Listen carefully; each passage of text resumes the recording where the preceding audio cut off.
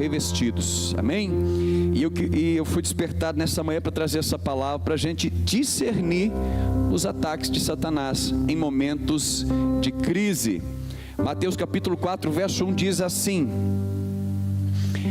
a seguir foi Jesus, aí você pode manter o verso 1 primeiro. A seguir foi Jesus levado pelo Espírito ao deserto para ser tentado pelo diabo. Eu já ministrei aqui algumas vezes e eu quero frisar esse texto. Foi Jesus levado pelo Espírito para onde? Então nem sempre quem te leva para um lugar de deserto, para um lugar de tribulação é o diabo. Existem lugares de tribulação, de questionamento, lugares às vezes de angústia, que nem sempre foi o diabo que te colocou lá. Entenda que nem sempre as coisas boas vêm de Deus, às vezes é o diabo que vai trazer coisa boa para a gente, para tentar nos desviar do propósito. E nem sempre as coisas ruins aos nossos olhos vêm do diabo. Às vezes Deus, que os caminhos dele são mais altos que os nossos, são insondáveis, nos conduz a um ambiente que aos nossos olhos não é agradável, mas nós lemos aqui que os planos dele, os pensamentos dele sobre nós é nos dar o fim que desejamos, são pensamentos de paz e não de mal. Isso prova nessa palavra que quando Jesus foi levado ao deserto, não foi o diabo que levou lá. O diabo se aproveitou de uma circunstância. Ele é levado pelo Espírito Santo ao deserto e lá o diabo então se aproveita. Nós vamos ver aí o verso 2. Verso 2. E depois de jejuar 40 dias e 40 noites teve fome. Preste atenção, o diabo ele é mestre em colocar ansiedade nos filhos de Deus. Ele é mestre em trazer palavras, pensamentos, introduzir pensamentos que geram ansiedade. Mas o diabo mesmo não é ansioso, porque ele esperou Jesus 40 dias e 40 noites ter fome para no último dia do propósito de Jesus, ele ficou 40 dias e 40 noites no deserto. Não foi no começo, não foi no meio, não foi durante o processo, mas no finalzinho, na hora de receber a coroação do propósito. Então entenda que você deve ser fiel até o fim. Quando você pensa que, olha, eu acho que eu já fiz tudo, que não tem mais nada para acontecer, fica tranquilo, fica em Deus, confia no Senhor, porque o diabo pode tentar te destruir até o último momento da sua vida, mas o Senhor é contigo. Se você crer, diz a palavra, Mateus 28, 20, estarei convosco todos os dias até a consumação dos séculos. Então eu tenho que crer que Deus está comigo e que o diabo até o último momento ele pode tentar me desviar do propósito. O diabo não tem pressa, Deus também não tem pressa. A ansiedade é coisa de ser humano. O diabo ele vai esperar o momento certo, ele vai procurar a brecha certa para tentar te atacar, mas vocês estão cobertos pelo sangue de Jesus. E ele esperou 40 dias e 40 noites até Jesus ter fome. Aí o verso 3: então o tentador, aproximando-se, lhe disse: se és filho de Deus, manda que estas pedras se transformem em pães. A primeira tentação. Então muitas vezes nós somos levados a deserto, a momentos na nossa vida, desertos financeiros, desertos relacionais. Você já passou por isso, ou é só eu? Que de repente você parece que está num deserto, que você precisa de alguém para contar alguma coisa, para receber um consolo, e parece que ninguém te enxerga no meio de uma multidão. Quando você parece que está procurando ajuda até nos mais chegados, e parece que eles não estão dando ouvido, parece que não estão percebendo. São desertos que o próprio Deus nos leva, e tudo tem um propósito. Se você está passando por esse, saiba que Deus quer fazer você entender que nem só de pão e também nem só de homens vai viver você. Tem horas que você vai olhar é para Deus, é Deus que quer falar contigo. Por isso Ele cala a boca das pessoas que estão à nossa volta, te leva no deserto para te mostrar que Ele também é teu Pai, é teu amigo, e Ele está pronto para ouvir a sua voz. Quem entende, diga aleluia.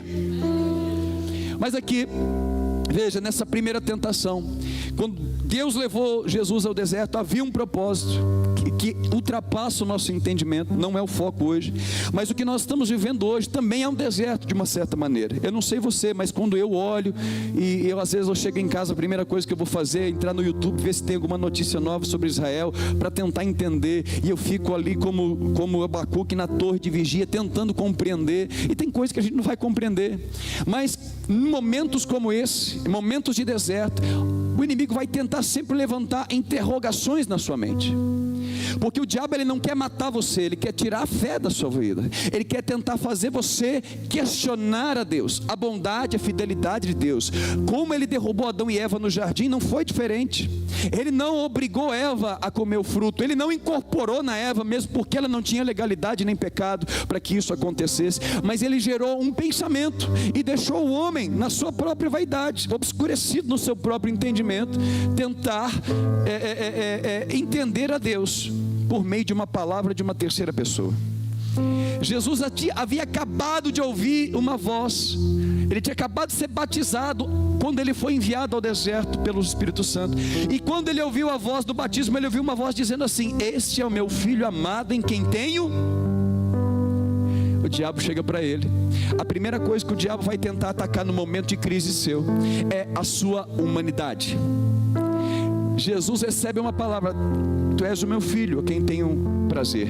E lá na prova o diabo chega: se você é filho, então manda que estas pedras se transformem em pães. Por que ele não chegou no início da provação? Por que ele não chegou no início da tentação? Por quê? Porque ele estava se aproveitando de uma necessidade humana de Jesus. Depois de 40 dias e 40 noites, Jesus teve fome.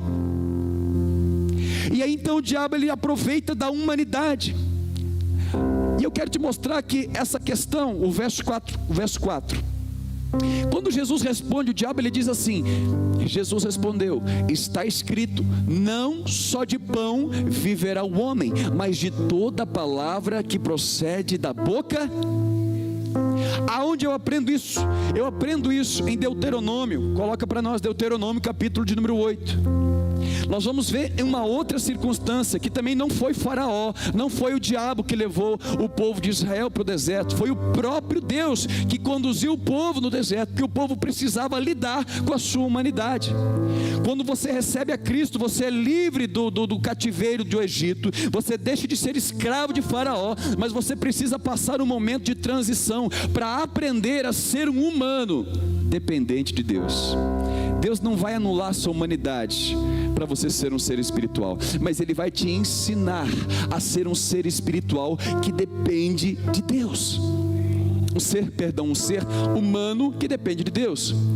Deuteronômio capítulo 8 diz assim: cuidareis de cumprir todos os mandamentos que hoje vos ordeno, para que vivais e se vos multipliqueis, e entreis e possuais a terra que o Senhor prometeu, sob juramento aos vossos pais.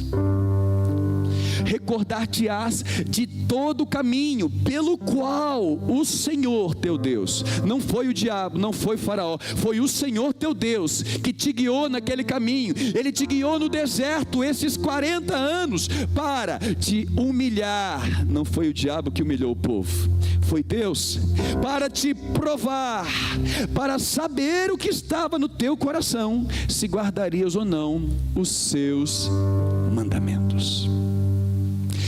Verso 3, para a gente terminar. Ele te humilhou, te deixou ter fome e te sustentou com o maná que tu não conhecias, nem os teus pais conheciam, para te dar a entender que nem só de pão viverá o homem, mas de tudo o que procede da boca do Senhor viverá o homem.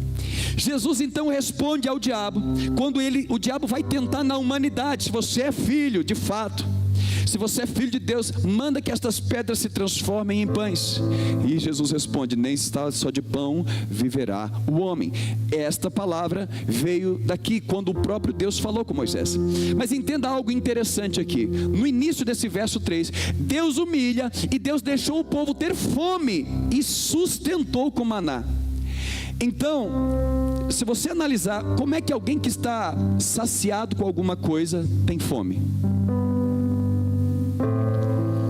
Você já notou que o dia que você está ansioso, você está cheio de comida, você não cabe mais nada, mas você vai na geladeira procurar alguma coisa, porque parece que você está com fome, você está sustentado, saciado, mas você tem uma fome. A ansiedade nada mais é do que isso. Veja, Deus sustentou o povo, mas no meio do deserto, onde você só tem o maná, você não vai estar doente, você não vai ter fome, não vai roncar a barriga, mas o povo tinha fome. O povo, na sua humanidade, começou a lembrar: olha, eu me lembro das cebolas do Egito, eu me lembro da carne, quando nós comíamos carne. Eu me lembro que lá no Egito tinha jadapax, a gente tinha direito, estou fazendo propaganda de graça aqui, né?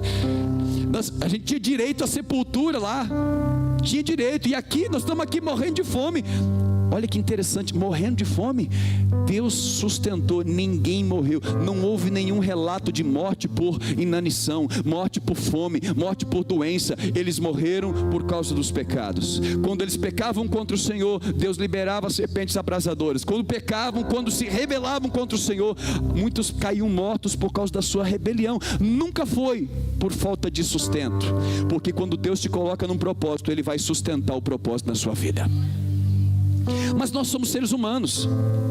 Vai ter dia que você está sustentado, tem maná, mas você vai lembrar que tem coisa melhor que maná, tem uma carne, tem uma picanha ali. Ai, Senhor, e nós vamos ser provados na nossa humanidade. E quando Jesus ele responde Satanás, olha, nem só de pão viverá o homem, Satanás, mas de toda a palavra que sai da boca de Deus. A palavra da boca de Deus é suficiente para me sustentar aqui. A promessa de Deus diz: bendito Deus e Pai de nosso Senhor Jesus Cristo, que tem nos abençoado com toda sorte de bênçãos nas regiões celestiais. Quer dizer, nós não temos falta de nada, Ele dá-nos tudo que eu preciso para ser um crente. 1 Pedro fala que para a gente ter uma vida piedosa, Ele já nos deu tudo que é necessário para viver uma vida piedosa. O Espírito Santo, a palavra, Ele deu à igreja, Deus deu tudo que é necessário, então nós não temos falta de nada. Mas como seres humanos que somos, vai ter dia que nós vamos ter fome. Vai ter dia que a fome vai bater e você vai falar assim: olha, eu preciso casar porque eu já tenho 21 anos, aí eu preciso casar. Bateu a fome, Deus tem te sustentado até aqui, mas de repente a sua humanidade é coisa natural, irmãos, você é ser humano, a fome bate. E quando a fome bate e você está num deserto, o diabo vai bater na sua porta para tentar você na sua humanidade. Qual é a fome que você tem sentido nesse tempo? Talvez quando você está num deserto, a fome é de um abraço, a fome é de um relacionamento, a fome é de ter um emprego melhor, a fome... Irmãos, Deus até aqui tem te sustentado. Eu queria que você parasse um segundinho, vou te dar uns 15 segundos aqui para você pensar. O que é que você tem falta hoje? O que está te faltando na sua vida hoje? Tanto é que quando perguntam para mim, eu não sei responder. O Senhor tem sustentado. Você não tem fome não, pastor? Não, de vez em quando dá uma fome, de vez em quando dá vontade de passear, de vez em quando dá vontade de fazer isso, de vez em quando dá fome. Mas nem só de um passeio viverá o homem, nem só de uma casa nova viverá um homem, nem só de alguma coisa que eu desejo viverá. Quem está entendendo, diga aleluia. Deus entende a tua fome. Você não deixou de ser humano, mas não deixa o diabo provar você no tempo que você está conduzido, no momento de deserto, quando o diabo ele vai tentar atacar onde? Na sua humanidade. Qual é a fome que você tem sentido? Tome cuidado com a fome. Não deixe você ser guiado pela fome. Não deixe a tua fome te guiar, porque no momento da fome muitas vezes você vai pegar a primeira coisa que vem na frente. É relacionamento, vai pegar primeiro traste ou primeira trasta que vem na frente. É dinheiro. Aí o primeiro, você não está nem olhando a Deus, mas surgiu a porta, só pode ser Deus, que eu estou procurando um emprego, a primeira porta. A porta te afasta da tua família, o emprego te afasta da igreja, o emprego te afasta do propósito de Deus, o emprego te faz mentir, o emprego te faz ser escravo. E aí você, por causa da fome, toma cuidado com a fome. A fome pode fazer você negociar propósitos eternos. Esaú chegou com fome, cansado depois de um dia de batalha, de guerra, de caça. E ele chega cansado, quando ele chega em casa, ele encontra Jacó fazendo um guisado cheiroso, estava gostoso, um cheiro gostoso. E ele, por causa da fome, ele fala: me dá um prato. E Jacó, todo espertão: então me dá o direito da tua primogenitura. E por causa da fome, ele diz assim: de que me vale a primogenitura se eu morro de fome? Gente, irmão, nós como ser humano, a gente tem uma tendência a exagerar demais as coisas. A fome, a necessidade, o desejo de ter alguma coisa é natural, mas tem gente que exagera. Eu estou morrendo, se eu não conseguir isso, eu vou morrer. Se eu não passar no vestibular, eu vou morrer. Se eu não... Ei, vai morrer nada, você está vivo. Se você está aqui é porque você está vivo, a graça do Senhor tem te sustentado até aqui. Para de ser guiado pela fome. Deus vai suprir as suas necessidades em glória. Busca o reino, e aquilo que é necessário para matar a sua fome, Ele vai trazer, e Ele vai trazer com graça e com bondade. Irmãos, eu na minha religiosidade até hoje tenho essas dificuldades, mas eu vejo quanto Deus é bom, e Deus ama dar mimo para os seus filhos. Eu lembro que quando a gente não tinha condição, eu e a Cláudia às vezes passava numa loja, olhava para um vestido e não tinha condição, a gente andava de moto, eu, a Cláudia e o Gabriel, quer dizer, eu, o Gabriel e a Cláudia, para ir para o culto, porque não tinha gasolina para pôr no carro, ia de moto. E Deus, de repente, alguma pessoa vinha lá e trazia o vestido para ela. Deus está preocupado com o vestido, irmãos? O que é mais importante, a vida eterna ou o vestido? Mas quando você ama o Senhor, e se você tem fome, o vosso pai cuida de você. Qual é o pai que pedindo, o filho pedindo um pão vai lhe dar uma pedra? Qual é o pai que pedindo um peixe vai lhe dar uma serpente? Se vocês que são maus sabem dar coisas boas aos vossos filhos, quanto mais o vosso Pai Celestial vos dará o Espírito Santo a todos aqueles que pedem. Mas no momento da crise, no momento do deserto, o diabo vai tentar onde? Na sua fome. Qual é a sua fome? A sua fome não vai te guiar. A sua fome não é pecado. O pecado é você deixar a fome guiar você, que daí você perde todo o sentido espiritual. Mas se você colocar a sua fome no Senhor, o Senhor vai suprir as suas necessidades em glória. Tome cuidado, nesse tempo que nós estamos vivendo, qual é a fome? Saber o que está acontecendo com Israel, saber o que vai acontecer com a igreja do Brasil, saber o que vai acontecer com o novo governo. Irmãos, nós podemos ter fome, e fome fala da nossa humanidade. Deus não anula a sua humanidade, mas a sua humanidade precisa se sujeitar ao Senhor. Entenda algo, talvez o tempo de provação que você está passando é para aperfeiçoar a tua humanidade, a você ser um ser humano melhor. Quando o diabo tenta provar a gente na humanidade, ele está tentando provar a gente na obra de Cristo. Deus te salvou por meio de Jesus. Por meio de Jesus você aprende a ser ser humano. Jesus não veio ensinar a gente a ser espiritual, Ele veio ensinar você a ser humano. Te feriu uma face, dá outra. Te pede a túnica, dá a capa. O que é isso? É ser espiritual, pastor? Não, isso é ser humano. Perdoa quem te ofendeu. Dá o que te pede, não retenhas. O que Jesus estava fazendo? Te ensinar a ser um ser espiritual? Não, Ele estava te ensinando a ser ser humano. Honra teu pai e tua mãe, não adultere. Olha, eu porém vos digo, se você olhar com intenção impura, você já adulterou no teu coração. O que Ele estava te ensinando? Se você olhar com intenção impura, você não vai entrar no céu. Não, Ele estava te ensinando a ser um ser humano. Não olha com intenção impura, que você já pecou no teu coração. E isso é só mais hoje ou mais amanhã vai acabar sendo consumado. Jesus, a obra de Cristo é salvar você do seu pecado e fazer você um ser humano melhor aqui nessa terra. E a gente pensa que a obra de Cristo é de fazer um cara que vai morar no céu. A obra de Cristo é fazer um ser humano para manifestar o Pai que está no céu. Então o diabo vai tentar roubar isso de você. Aí você vai ignorar que você tem fome, e aí você ignora a sua fome até um certo tempo, mas vai chegar um tempo que a sua fome vai te vencer. Você vai atacar a geladeira, vai comer o pudim, vai se lambuzar, e depois vai vir a culpa, depois vai vir o peso na consciência. Mas se você tem fome, aprenda a dizer isso para o seu corpo: nem só disso viverá o homem. Não é só desta fome que eu vou viver, não é só de ter sucesso no emprego, não é só de ter sucesso no ministério, não é só de ter sucesso no relacionamento. Nem sempre o meu relacionamento vai ser um mar de rosa.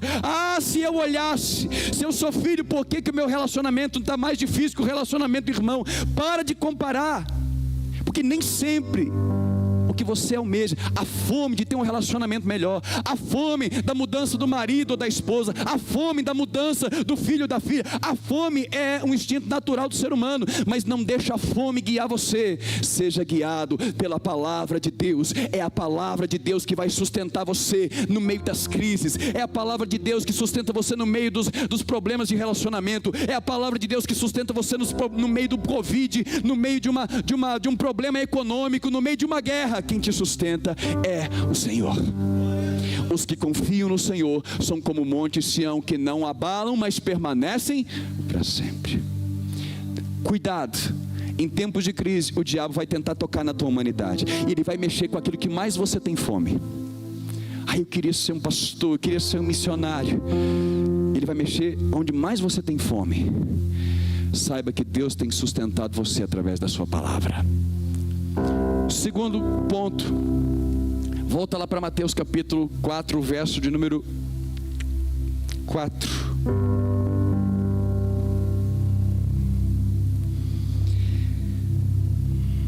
Mateus 4.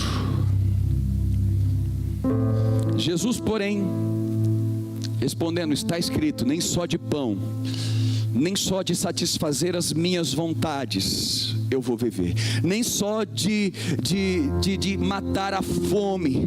A pessoa que é guiada pela fome, ela se torna praticamente um animal irracional, porque você vai matar para sobreviver, você vai ferir coração de pessoas para satisfazer sua carne, você vai fazer muitas coisas indevidas quando você é guiado pela fome. Então nem só de pão viverá o homem. Não é a minha fome que vai me guiar, mas sim toda a palavra que procede da boca de Deus. Verso 5.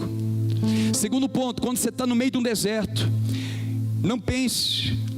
Por que eu estou pregando essa palavra? Até de manhã mesmo, antes de eu pregar a palavra, a confirmação veio através de um irmão que chegou para mim e perguntou: pastor, é pecado? É por causa de pecado que Israel está na guerra? É por causa de pecado? Naquele momento, irmão, nós vamos ser tentados. Deus está no controle. Eu creio que Deus está no controle. Eu não sei o que está acontecendo, eu não quero nem cogitar pelo que está acontecendo, mas eu sei que Deus está no controle. E às vezes a nossa fome, o diabo está pronto para dar alguma coisa para matar a sua fome, mas eu estou sustentado na palavra.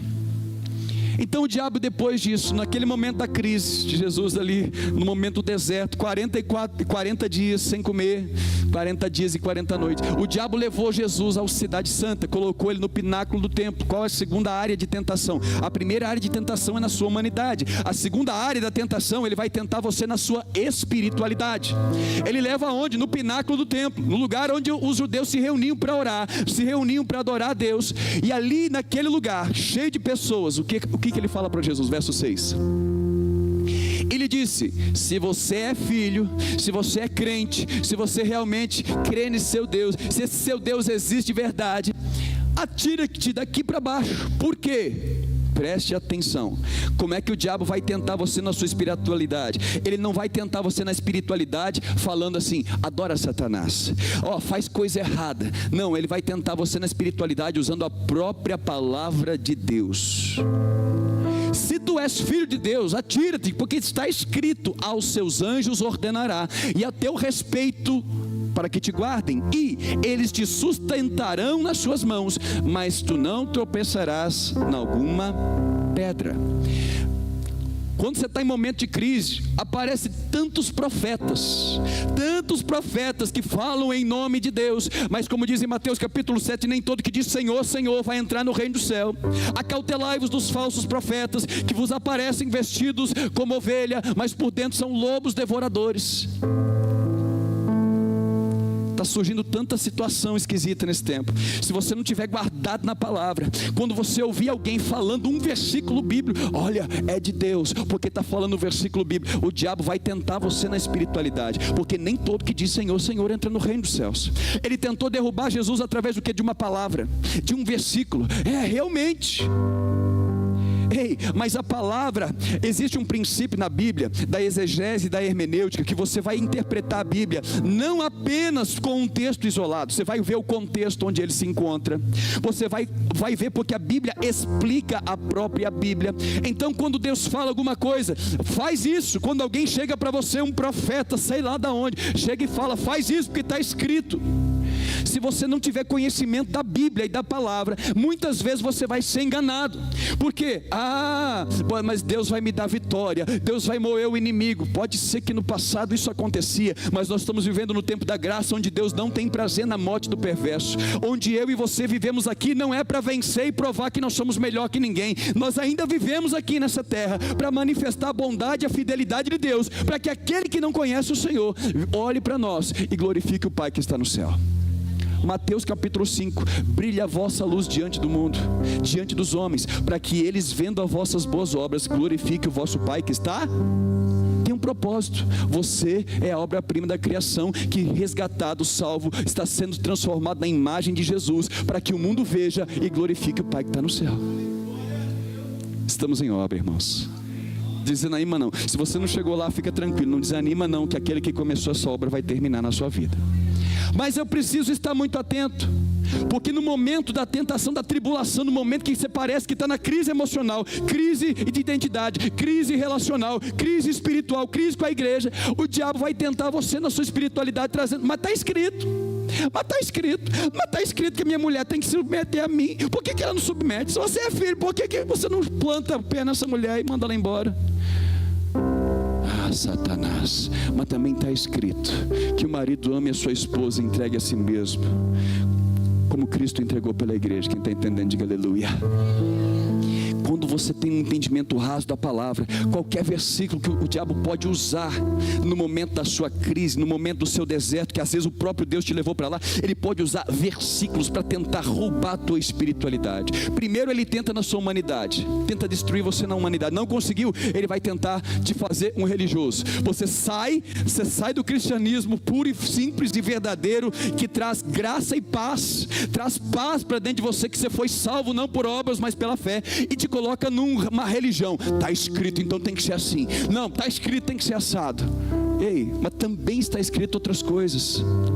Esses dias eu tive com uma pessoa que estava até usando um princípio correto da palavra, falando assim: olha, mas o princípio correto é assim, primeiro você tem que ir para um irmão e tem que falar. E aí eu falei: não, realmente o princípio é esse, mas também existe um outro princípio que está escrito, que a misericórdia triunfa sobre juízo. A gente quer usar os princípios ao nosso favor muitas vezes, e muitas vezes quem sopra isso na nossa cabeça não é o Espírito Santo, é o próprio diabo. Porque se você conhece a palavra toda, você vai entender que também está escrito: a misericórdia triunfa sobre o juízo. Terei misericórdia de quem tem misericórdia. Existe interessante em 1 Coríntios, coloca aí 1 Coríntios capítulo de número 6.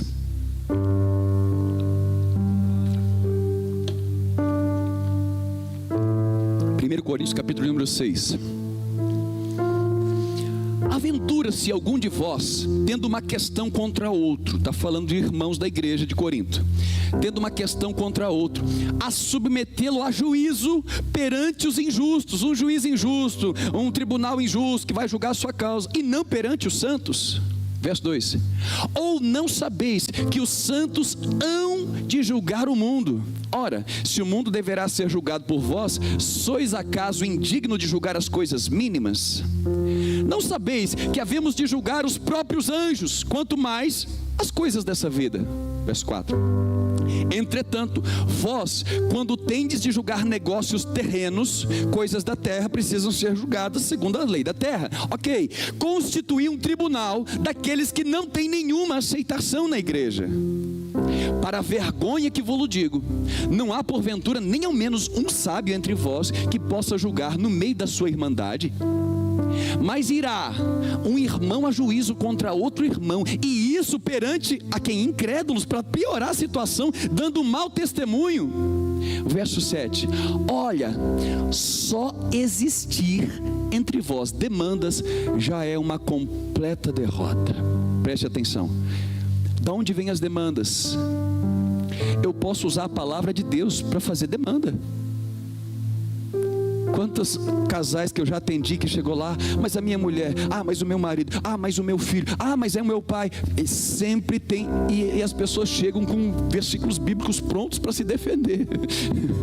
Já chega lá, faz uma análise da Constituição Celestial e já chega como sendo o próprio advogado. Mas está escrito isso, mas também está escrito muitas outras coisas. E aqui Paulo falando e advertindo: olha, a tua verdadeira espiritualidade não está em querer fazer justiça própria ou pegar uma parte da Bíblia para se beneficiar. A Bíblia, irmão, a Bíblia foi escrita para ser um instrumento de morte minha, para que Jesus Cristo possa habitar em mim e viver através de mim, e não para matar o outro. A gente quer usar a Bíblia para matar o outro, para que o outro seja parecido com Jesus.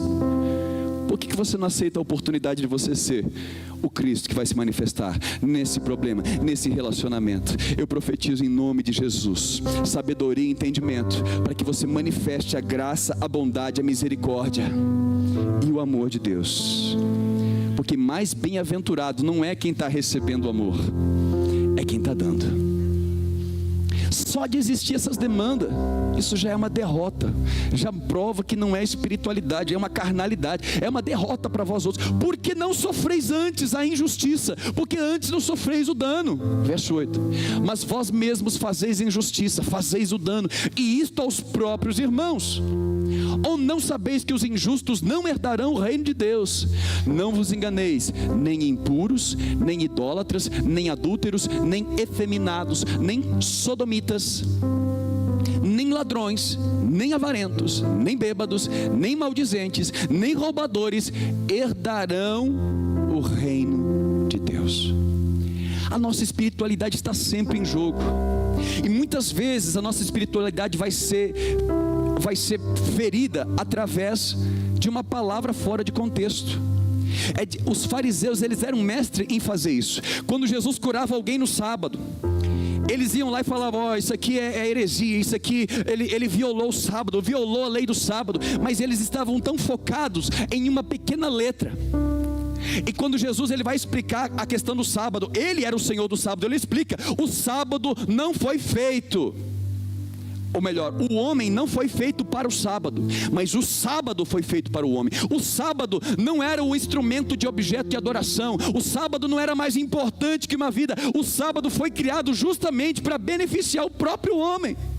E o pecado é do homem não descansar no sábado, receber a provisão de Deus no sábado. Isso era o pecado. Mas eles inverteram toda a situação, porque a Bíblia diz que a letra mata, mas o Espírito vivifica. Então a letra sem o Espírito, a pessoa vai fazer uma justiça sem entendimento. Hoje nós vemos um monte de irmão: não, aquele lá não pode ser obreiro, aquela lá não pode estar na igreja, aquele ali não pode casar, aquela lá não pode fazer, porque está escrito. Tome cuidado. Aqui em Mateus capítulo 4, o diabo se apresentou a Jesus, mas muitas vezes quem vai se apresentar para tentar você não é o diabo, vai ser pessoas que estão à sua volta. Pessoas que vão chegar e vão falar: mas está escrito. Mas está escrito, por que lá na sua igreja é assim? Você tem um exemplo hoje de manhã: mas está escrito que não tem pastora mulher, não existe pastora feminina. Aonde está escrito que não tem pastora feminina?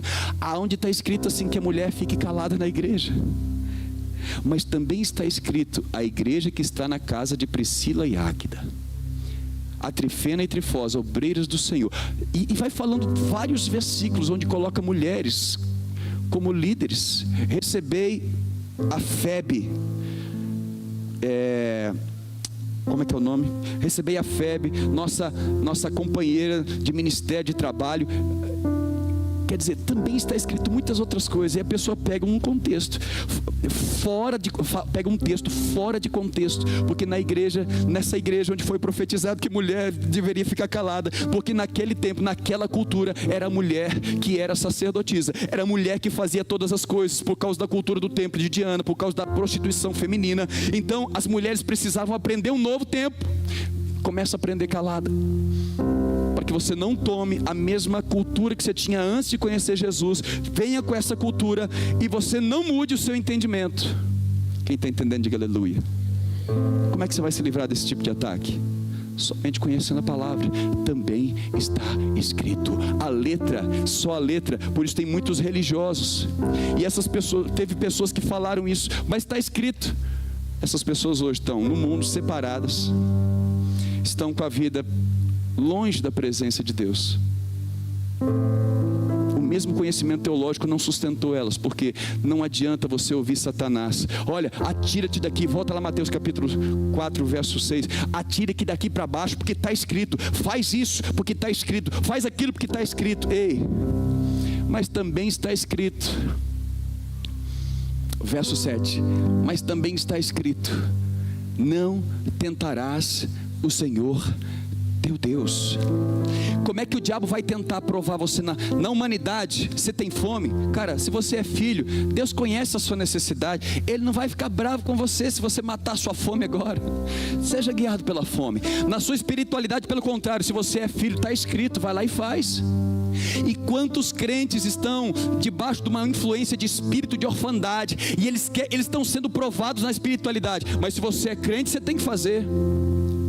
Sabe o que eu vejo hoje? Muitos pais que não se tornaram filhos de Deus, quando vão corrigir um filho, senta na frente do filho como? Rigidez. Porque está escrito e você vai apanhar, e é por causa disso, e é porque está escrito. Você não entendeu nada.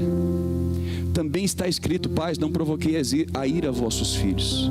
Também está escrito: converterei o coração dos pais aos filhos, primeiro dos pais aos filhos, depois dos filhos aos pais, para que eu não fira a terra de maldição. Quem está conseguindo entender aqui, diga aleluia. Ei, o diabo vai usar, muitas vezes quando você tem uma influência do espírito de orfandade, você acha que você precisa corrigir o seu filho duro, para que Deus olhe para você e fala: você é um pai bom, porque você está fazendo a minha vontade. Pessoas que se tornam rígidas, religiosas, é porque elas ainda estão debaixo de uma influência do espírito de orfandade. E aí o diabo vem e fala: se você é filho mesmo, está escrito isso, você tem que fazer isso. Ah não, essa igreja não é igreja de Deus, porque está escrito isso, e essa igreja não faz isso. E o diabo vai tentar você a se tornar um religioso. Por isso que existem tantas seitas e tantos profetas nesses últimos tempos. O plano de Deus nunca foi dividir a igreja. O plano de Deus foi juntar a igreja e ferro com ferro se afiar. Mas por causa de muitas rigidez, por causa de muitas orfandade, as pessoas: não, está escrito, eu não concordo, vou me apartar. Mas um pai que já foi salvo, que entende que não foi pela sua obra, não foi porque ele foi um bom marido, não foi porque ele foi o perfeito marido, o perfeito pai, mas ele foi salvo por causa do sangue de Jesus. A hora que ele estiver de frente do seu filho, ele vai lembrar da misericórdia que o fez ser salvo. Você não é salvo por causa da sua perfeição, você é salvo por causa da misericórdia, porque se não fosse a misericórdia, eu e você estaríamos fulminados. E quando você senta diante de um filho, você já não usa mais a palavra para cortar a orelha dele, você já não usa mais a espada para ferir, porque a letra mata, mas você vai usar a palavra para trazer misericórdia, graça.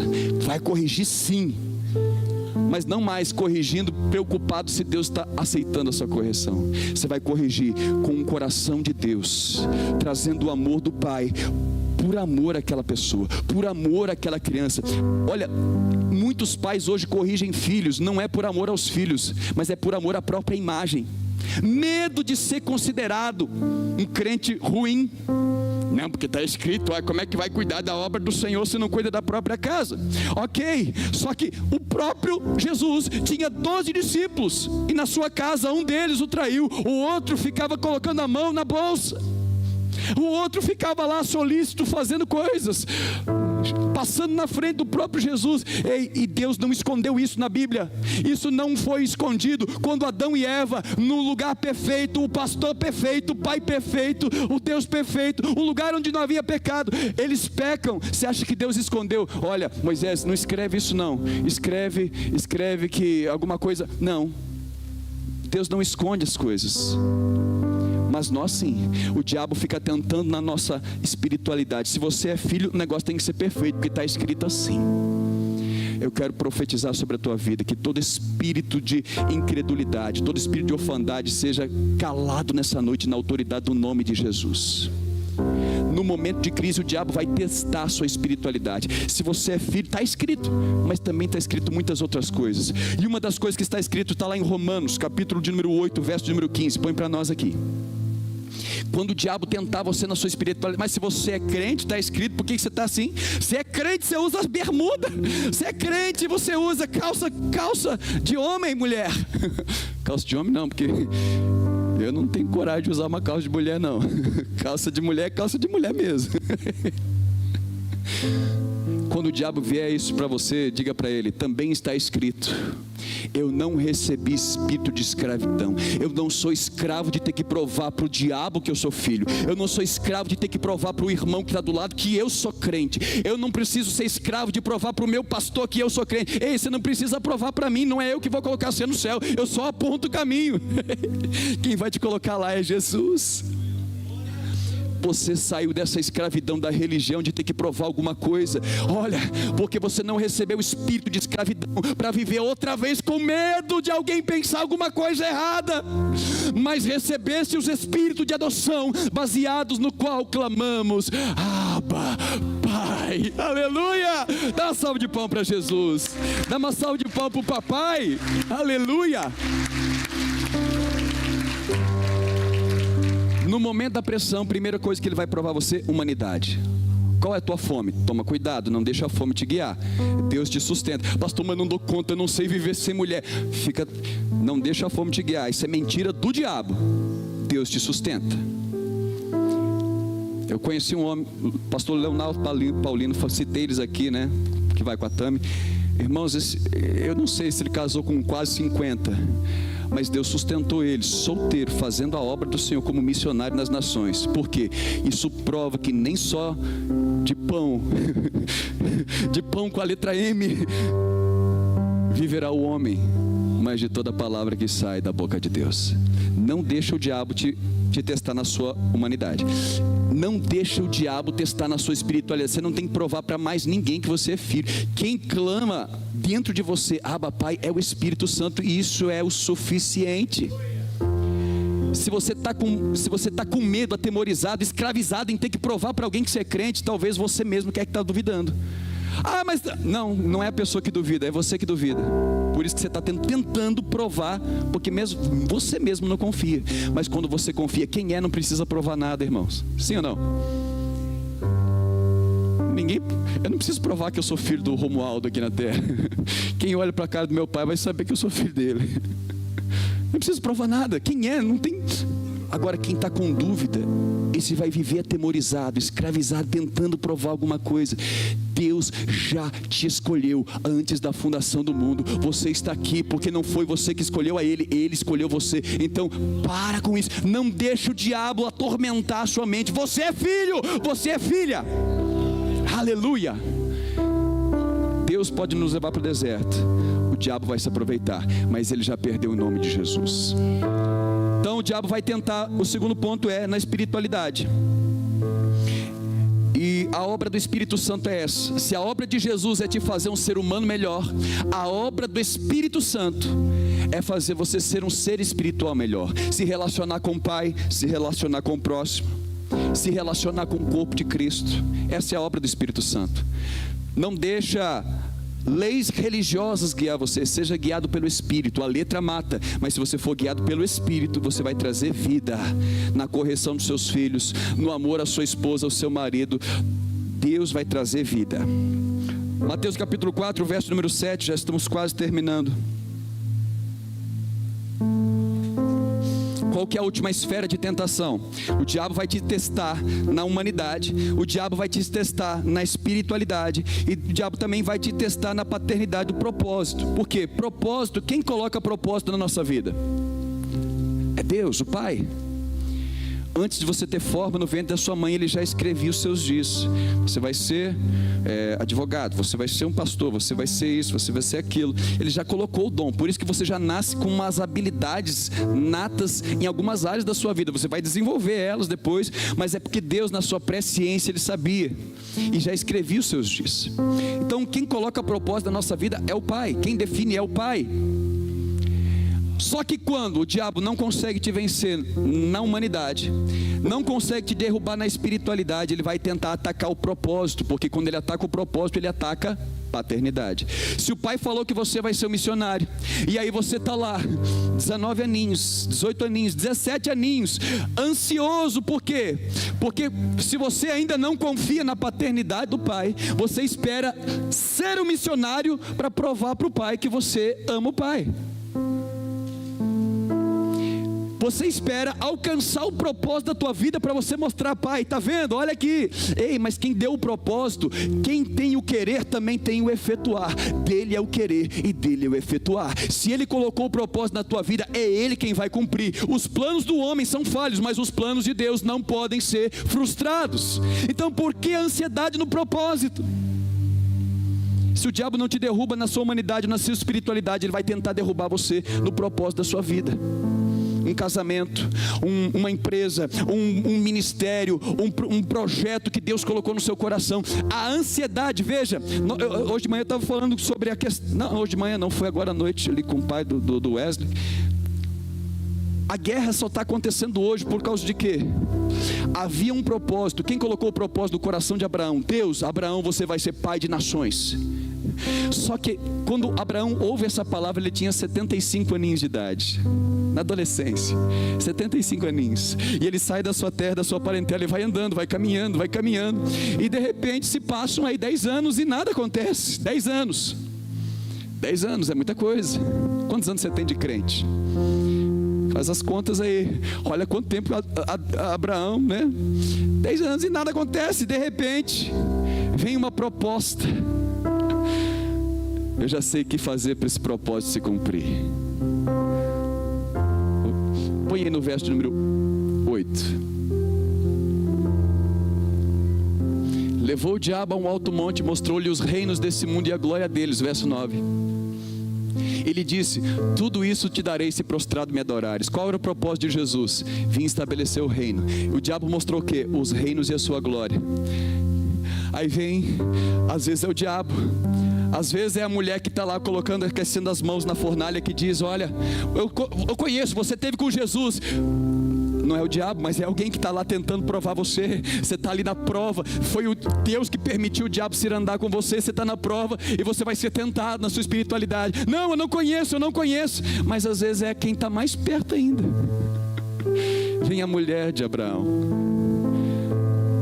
Ô Abraão, meu lindo, é o seguinte, eu já estou velha, eu acho que não vai dar para esperar mais não.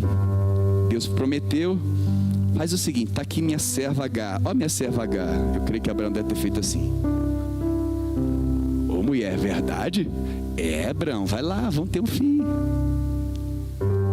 Abraão deita-se com Agar, gera Ismael. Ismael não é o filho da promessa, porque quando Deus dá um propósito, Ele também vai sustentar o propósito. Não fique ansioso. Eu vejo tanto jovem com ansiedade em querer fazer, querer ir, querer realizar alguma coisa. Isso nada mais é do que uma orfandade de não crer que Deus te ama por quem você é, não por aquilo que você faz. E aí você quer fazer para ver se Deus te dá um bezerro, para ver se Deus te dá um cabrito para você matar com seus amigos. Ei! Quem estabeleceu o propósito da sua vida foi o Pai, e quem vai cumprir é Ele. Mas o diabo, ele está sempre pronto para te oferecer um caminho para cumprir o seu propósito. Te darei esses reinos todos, Jesus. Não precisa esperar muito tempo, não precisa esperar a cruz, não precisa esperar subir ao céu, não precisa esperar a igreja pregar o evangelho a todo mundo. Eu te darei os reinos todos. Depois o que você vai fazer com eles é seu. Só uma coisa, só prostrar e me adorar. Só uma coisa, Abraão, deita com alguém que não é da tua aliança, Abraão, e faz um filho. O problema disso é que até hoje o que está acontecendo lá são os descendentes de Ismael que estão lutando contra os descendentes de Jacó. Por quê? Por causa de uma ansiedade, de tentar adiantar o propósito, de não crer que Deus é Pai. E se Ele falou que você vai ser pai de nações, creia, confie, porque quem prometeu é fiel e Ele vai cumprir. Quem começou a boa obra é fiel e Ele vai completar. Quem prometeu não é homem para que minta, nem filho do homem para que se arrependa. Mas se o diabo não te vence na humanidade, na espiritualidade, ele vai tentar vencer você na paternidade, fazendo: o teu propósito é esse, eu tenho um jeito para chegar lá. O verso 9, o verso 10. Verso 10. Então Jesus lhe ordenou: retira-te, Satanás, porque eu vim mostrar como ser humano, o Espírito Santo a me mover nas regiões celestiais, mas só o Pai eu vou adorar. Eu vim para adorar o Pai, e adorar o Pai é fazer a vontade do Pai, é do jeito do Pai, da maneira do Pai. Só o Pai eu vou adorar, e só Ele eu vou cultuar. Só o meu relacionamento com Ele vai ser cultivado. O que você precisa entender é que o teu propósito é um cultivo do jardim que Deus fez para você. Qual o seu jardim? Ser um mecânico, ser um obreiro, ser um intercessor? Qual é o seu jardim? Deus já colocou isso. Deus criou, antes de criar você, Ele já criou o teu jardim. E culto a Deus, tem gente que pensa que cultuar a Deus é largar o emprego secular e vir para a igreja. Alguns vão fazer isso. mas nem todos. Muitos vão cultivar a Deus com a profissão que Ele colocou nas suas mãos. Quem está entendendo, diga aleluia. Não, mas se eu não largar e ser igual o pastor Giovanni, que largou uma empresa para ir, eu não vou ser espiritual. Ei, o propósito, quem coloca na tua vida é Deus. Quem sabe você vai ser o próximo Daniel a sentar-se na cadeira do Palácio do Planalto.